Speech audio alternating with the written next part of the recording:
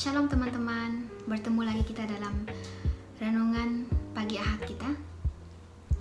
Saudara yang saya kasih dalam Tuhan Yesus Kristus, sebelum kita tidur waktu malam, pasti kita akan mulai berpikir untuk apa kegiatan kita pada keesokan harinya. Jadi singkatnya di sini, pikiran adalah melebihi semua tindakan. Apa yang kita pikirkan, barulah kita boleh bertindak. Saudara yang saya kasih dalam Tuhan Yesus Kristus, kalau kita lihat di dalam Filipi 4 ayat 8, di mana dikatakan, akhir sekali saudara-saudaraku, apa saja yang benar, apa saja yang mulia, apa saja yang adil, apa saja yang suci, apa saja yang indah, apa saja yang dipandang tinggi, jika ada sesuatu yang baik dan jika ada sesuatu yang terpuji, tumpukan pikiran kepadanya.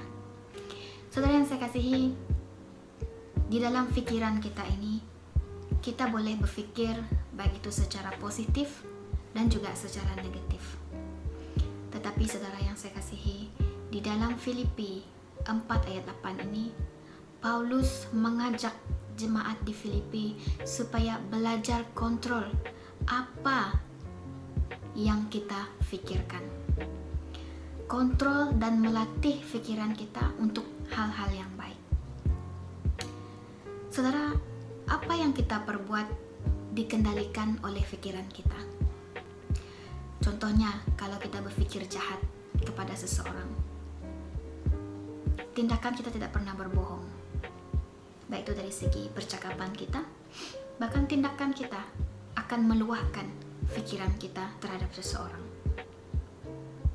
Bahkan hasilnya juga sama seperti apa yang kita pikirkan. Tetapi sebaliknya, apabila kita berpikir dengan positif, maka tindakan kita juga tidak pernah berbohong bahwa apa yang kita pikirkan itu positif. Nah, saudara yang saya kasih dalam Tuhan Yesus Kristus, pikiran yang ada, yang kita pikir sekarang ini, yang diberikan oleh Tuhan, tidak boleh berdiri sendiri.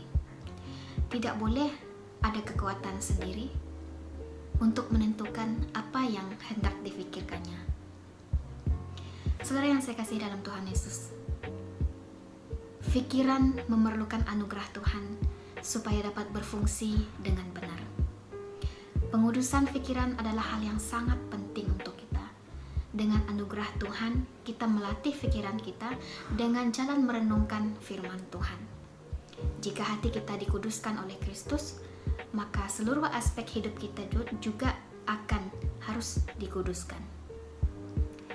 Kita harus memperhatikan supaya perkataan dan perbuatan kita ini sentiasa benar, dan perilaku kita sopan dan selayaknya, sesuai dengan keadaan hidup kita. Mari saudara yang saya kasihi, saya mengajak kita sama-sama untuk mulai saat ini kita tanamkan tekad kita bersama-sama untuk belajar melatih pikiran kita ini untuk merenungkan hal-hal yang positif, yang benar, yang mulia, yang suci, sesuai dengan firman Tuhan yang kita baca bersama sebentar tadi.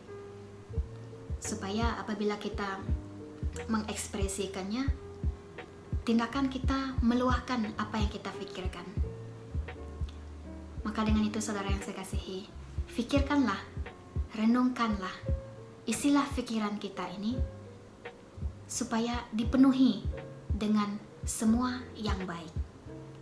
Demikian renungan kita hari ini. Tuhan memberkati.